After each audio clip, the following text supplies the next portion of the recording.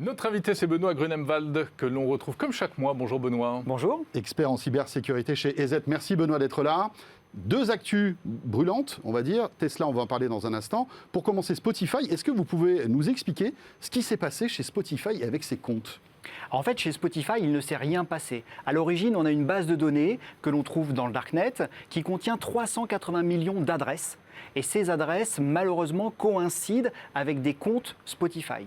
Et les cybercriminels s'en sont servis pour pouvoir attaquer l'accès à Spotify des utilisateurs, à usurper leur identité. Donc on est d'accord que là, c'est le login et le mot de passe. Complètement. En fait. C'est deux données indispensables pour se connecter à un compte Spotify. Complètement. Et c'est ce que l'on utilise d'ailleurs généralement pour se connecter à tous ces comptes ou toutes ces applications. Et ce type de base existe dans le Darknet et elles sont créées à partir de fuites de données, soit d'applications, soit de sites à la fois très connus, mais aussi parfois moins connus et donc moins sécurisés. Mais comment se fait-il que ces identifiants, ces mots de passe permettent de se connecter à Spotify alors que Spotify n'a pas été piraté ?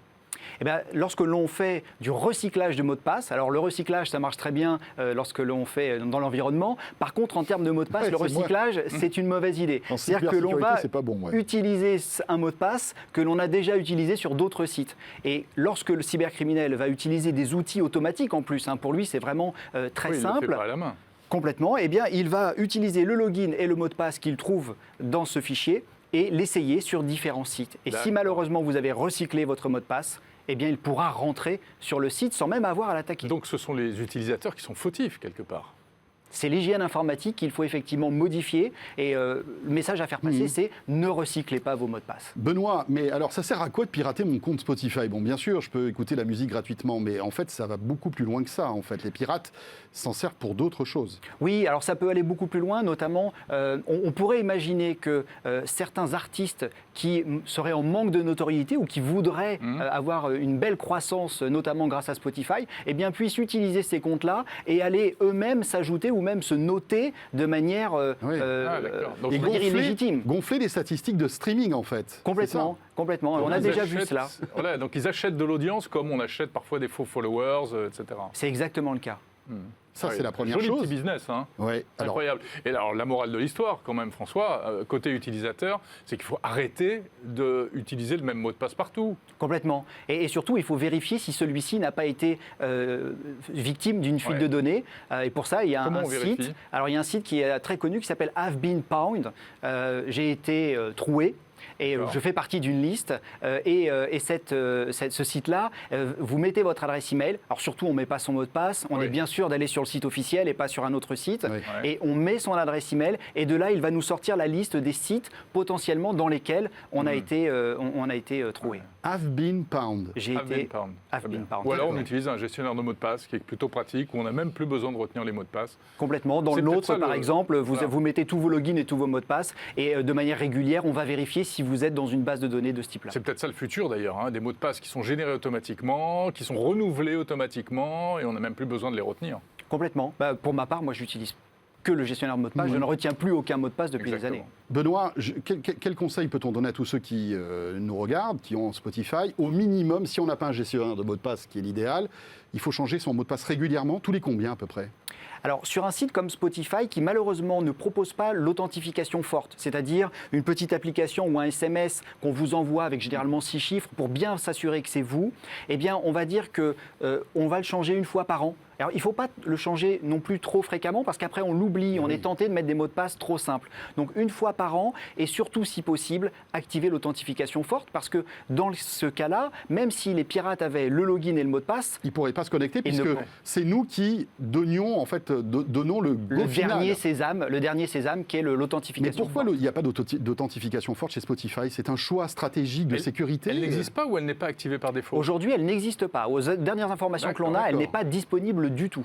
Ce qui effectivement est surprenant pour une plateforme. Alors que sur la plupart des réseaux sociaux, aujourd'hui, elle est activée, cette authentification forte. Et très simplement, avec des solutions gratuites comme Google Authenticator ou Authenti, vous avez l'authentification forte, double facteur, vraiment très simple. Oui, c'est un peu plus contraignant, mais c'est une grande sécurité. En même temps, on ne se logue pas si souvent dans son compte. Non, bien sûr. Très bien, ça c'est pour Spotify. Benoît, l'autre actualité de cette semaine, Et oui, pendant Jérôme, qu'on écoutait de la musique tranquillement, qu'est-ce qui s'est passé? Voilà, Paf. qu'on t'a piqué ta Tesla. Alors, c'est pas la mienne, mais moi, j'ai pas cette chance d'avoir une Tesla. Hein. J'ai une voiture électrique, mais beaucoup plus petite. En revanche, il y a. Alors, c'est pas un vrai pirate. Hein. Vous allez nous expliquer, Benoît, ce qui s'est passé.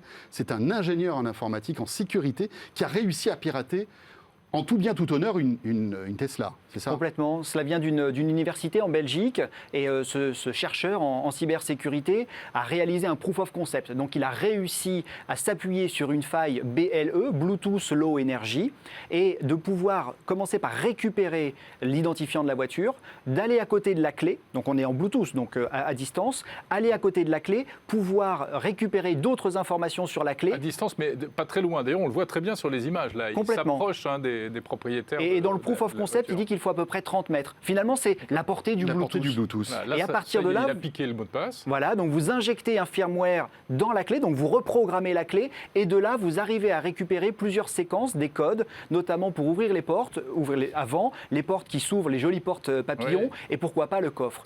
Et une fois qu'il est à l'intérieur, tout n'est pas fini, parce qu'en fait, la clé, entre guillemets, cesse de fonctionner.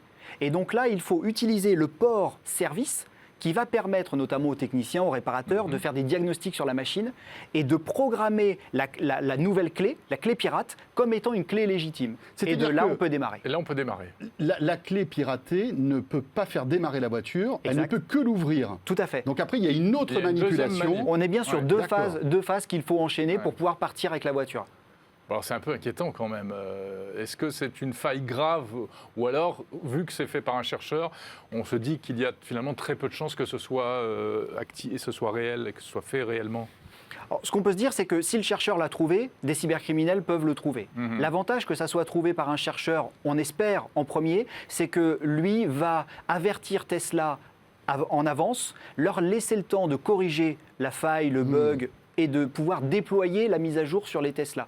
Et ça, c'est magique, parce que moi, si quelques années auparavant, on m'avait dit « tu vas mettre à jour ta voiture », j'y aurais jamais Et cru. oui, là, c'est possible, effectivement. Dès Benoît- que le patch sera disponible, Et le Rappelons patch quand- est déjà disponible. il est déjà disponible, d'accord. Rappelons que là, quand même, c'est l'artillerie lourde. C'est-à-dire qu'il faut pirater la clé, ouvrir la voiture. Donc, ça, c'est la première étape. Mais la deuxième, c'est avoir tout le matériel pour pouvoir faire démarrer la voiture en se connectant à la prise OBD. Donc, ça demande quand même Alors, Enfin, ça c'est- demande des capacités intellectuelles de chercheurs, de du cybercriminels, matériel, mais le matériel est estimé à 170 $, tout compris, tout compris. pour ouvrir la voiture et la faire démarrer. Oui, Ah oui, c'est rien du tout. C'est un petit Raspberry Pi, et puis exactement, voilà, Raspberry Pi, une antenne, Ouais. et surtout, par contre, c'est là où le chercheur fait toute la différence, c'est qu'il faut maîtriser le protocole Bluetooth Low Energy, ses failles, ses vulnérabilités et son implémentation dans la voiture. Et quand on voit avec quelle facilité aujourd'hui ou presque on peut aussi pirater simplement les clés, ça c'est aussi une réalité. Complètement. Sans parler de Tesla, pour tous les véhicules, il y a même des petits outils qui sont vendus ici et là sur Internet qui sont assez inquiétants.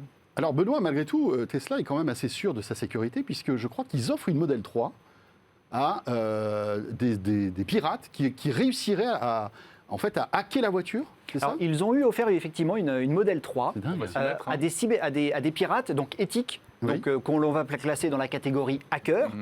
Et donc effectivement, ces hackers avaient trouvé des bugs, et le bug étant tellement jugé important et utile pour Tesla qu'ils ont offert cette Model 3. Alors sur ce type de bug, je dirais malheureusement pour les hackers et heureusement pour Tesla, il n'y a pas une voiture qui est mise en jeu à chaque fois. Par contre, c'est bien des concours ouverts, et les constructeurs, notamment Des bug bounty?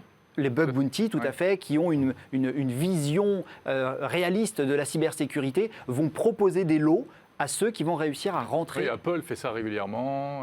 Oui, il y a beaucoup d'argent à se faire, mais il faut être très très fort. hein. complètement. Vous, chez EZ aussi, vous essayez de découvrir comme ça des bugs ou des failles dans les objets connectés. Aujourd'hui, on le fait surtout sur la partie maison connectée. Et grâce à ça, on avait découvert une faille qu'on a appelée Crook sur des puces Wi-Fi qui a impacté plus d'1 milliard de téléphones.